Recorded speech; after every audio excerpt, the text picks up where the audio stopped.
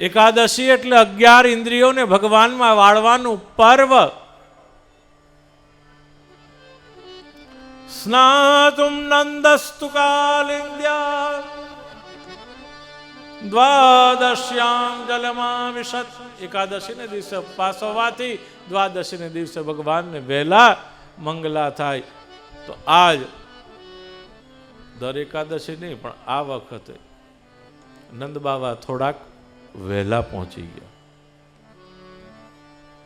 વરુણના દૂતો એમને અપરાધી સમજી અને લઈ ગયા છે. અવિઘ્નાયા સુરીમ વેલામ પ્રવિષ્ટ મુદકમ નિશિમ.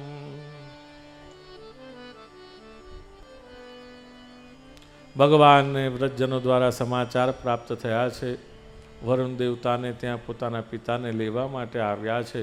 ભગવાનને પધારેલા જોઈ અને સફાળા બધા સતર્ક થયા, બેઠા થયા. અરે અરે અરે, આ શું થઈ ગયું?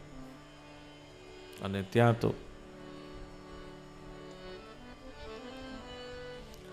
વરુણ દેવતાને ત્યાં જે દિવ્ય વૈભવ જોયો છે, ભગવાનનું મોટું પૂજન અર્ચન જોયું છે. નંદ બાવાએ પગમાં પડીને ક્ષમા યાચના કરતા કહે છે, કહો ને શું અપરાધ થયો?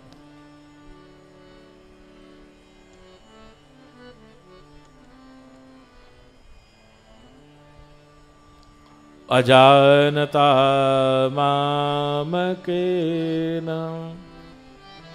મૂઢેના કાર્યવેદિના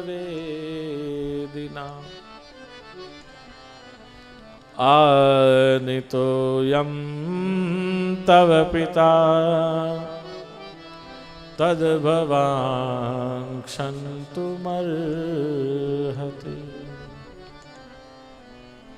કર્તવ્યતયા મૂઢ એક વખત કહ્યું કે આમ કરવાનું એટલે કરવાનું, પછી જુએ નહીં કે ઓળખે નહીં કે આ પૈસા વાળો છે કે પૈસા વગરનો છે કે મોટો સાહેબ છે કે ગમે તે હોય, પણ એને દંડ કરવો એટલે કરવો.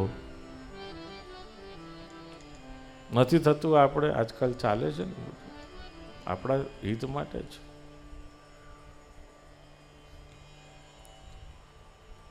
ક્ષમા યાચના કરતા કહે છે કે આ અમારા મૂઢ, કર્તવ્ય મૂઢ દૂતો, એમને ખ્યાલ નહીં કે હે પ્રભુ આ આપના પિતા છે, અજાણતા એમને લઈ આવ્યા છે. પ્રભુ ક્ષમા કરો, ક્ષમા કરો.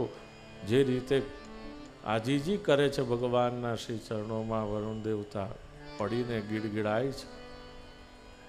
વરુણ દેવતાને ત્યાં આ બધું જોયું અને નંદ બાવાને લઈને જ્યારે ભગવાન પાછા આવ્યા ત્યારે સમસ્ત વ્રતજનોના દેખતા, કૃષ્ણના દેખતા નંદ બાબાએ સમસ્ત વ્રતજનોને કહી દીધું કે જે તમે બધા પૂછતા હતા ને તે સાચું હો.